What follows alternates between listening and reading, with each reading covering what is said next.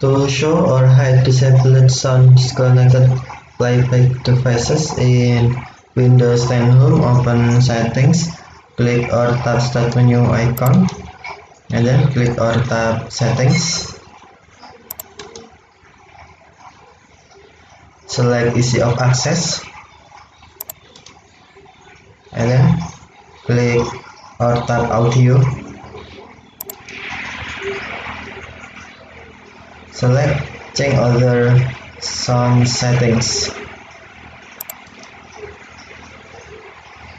Tap Playback,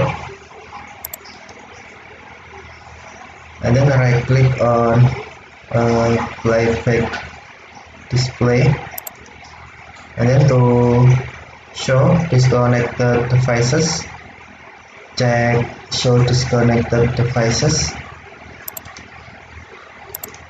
or to hide, uncheck Show Connected Devices.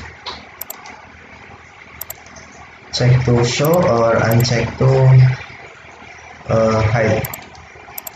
Okay, thank you for watching. Have a nice day.